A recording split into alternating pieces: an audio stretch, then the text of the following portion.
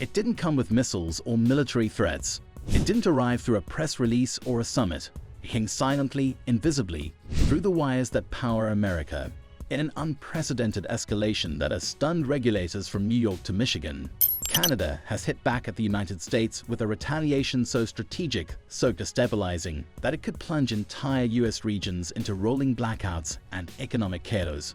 This isn't just a tax war anymore, it's an electricity shock, one that President Trump may never be able to walk back. Ontario has imposed a 25% surcharge on power exports to the US, targeting a lifeline that powers over 1 million American homes and businesses. But this isn't only about Ontario or power lines. It's about a trade conflict that has now crept into American homes, industries, and energy infrastructure. What happens when the very grid keeping your lights on becomes a battleground? Before we dive deeper, don't forget to subscribe to the African Web for more bold, global insights into the power plays shaping today's world. The opening shot in this electricity war came from Ontario, where Premier Doug Ford delivered what many are calling the most disruptive blow in Canada-US relations in decades. On the surface, it was just a 25% surcharge on power exports. But beneath that figure lies a powerful message. If the United States continues targeting Canada with harsh tariffs, Canada will hit back where it hurts most: infrastructure. The implications are staggering. US states like Michigan, New York, and Minnesota, heavily reliant on imported Canadian hydropower, saw their electricity prices surge almost overnight. And then came the chilling warning. Ford declared that if Washington escalates again, Ontario could completely cut off electricity exports. That wasn't a political threat. That was a grid-level warning. Over 1 million American homes and industries rely on that power. If Ontario turns off the tap, there's no substitute, no quick fix, just darkness. But Ontario isn't standing alone. Manitoba quietly let 2 long-term export contracts expire in April, withdrawing 500 megawatts of hydropower under the guise of domestic repatriation. In reality, it was leverage. And now, Quebec is weighing the same move. US energy regulators are scrambling. New York's grid operators and New England's energy managers are rushing to draft emergency plans, knowing their regions rely on Canada for up to 10% of their power during critical times. If those flows are disrupted, the fallback plan is both expensive and dangerous. Restart aging oil-fired plants, burn costly liquefied natural gas, and pray the system holds. Even states like Minnesota, which import less power, are preparing for worst-case scenarios, because when electricity becomes a weapon, no state is truly safe. This shocking shift in energy diplomacy didn't happen in isolation. The roots lie in a sweeping and aggressive move by President Donald Trump. On March 4th, he imposed broad 25% tariffs on nearly all imports from Canada and Mexico, affecting not just food and electronics, but also critical raw materials that form the backbone of North America's industries. Canada responded swiftly, first targeting $30 billion worth of US exports with retaliatory tariffs, hitting everything from orange juice to construction materials. But when those measures failed to force Washington's hand, Canada moved to something far more strategic: energy. Then Trump doubled down again, raising tariffs on Canadian steel and aluminum to a punishing 50%. What followed was the tipping point. Canada, under its newly sworn-in Prime Minister Mark Carney, who replaced Justin Trudeau in late March, took the fight to a whole new level. Carney isn't just managing trade responses, he's playing high-stakes geopolitical chess. As he told Parliament, Canada is negotiating with Washington to resolve the dispute.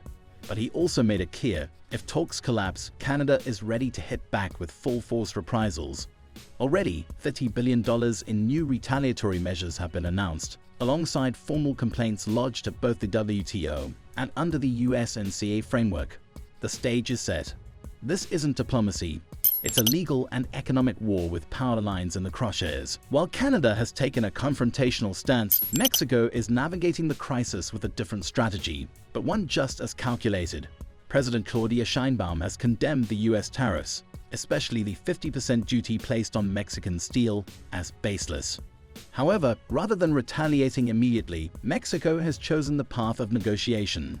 Behind closed doors, talks are underway to implement a quota system, allowing limited amounts of Mexican steel into the US at low or no tariff rates, with anything above that taxed heavily. This model isn't free trade, it's managed trade, designed to keep the door open without appearing weak. But even patience has limits. President Sheinbaum has publicly stated that if talks break down, Mexico will not hesitate to impose its own retaliatory tariffs on American goods. Her government is preparing both legal challenges and economic countermeasures. The strategy is clear: keep the lines of dialogue open, but be fully prepared to strike if needed.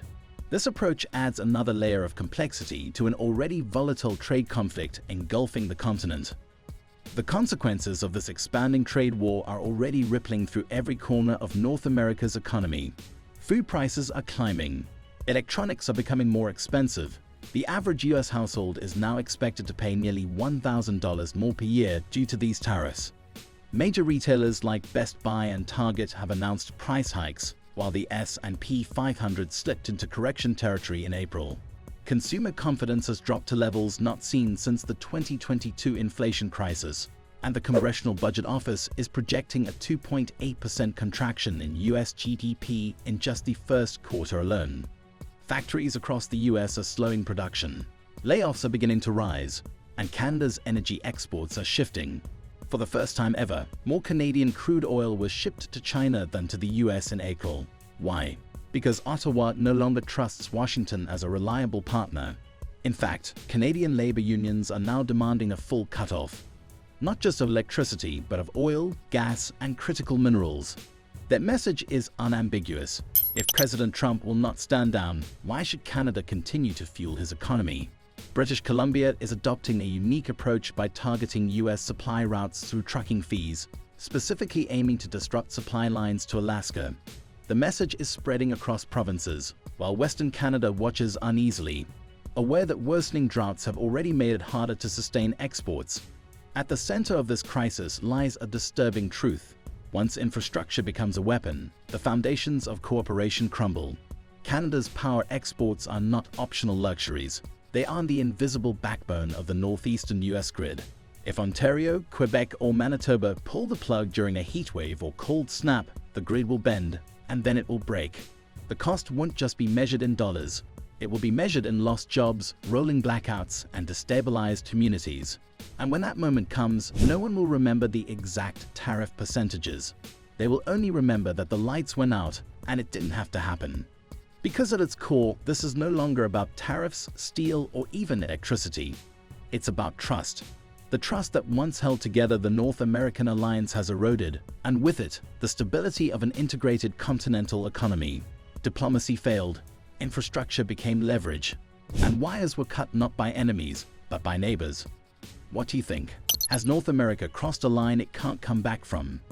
Drop your thoughts in the comments, and don't forget to like, share, and subscribe to the African Web for more bold, in-depth stories on power, politics, and the people they affect.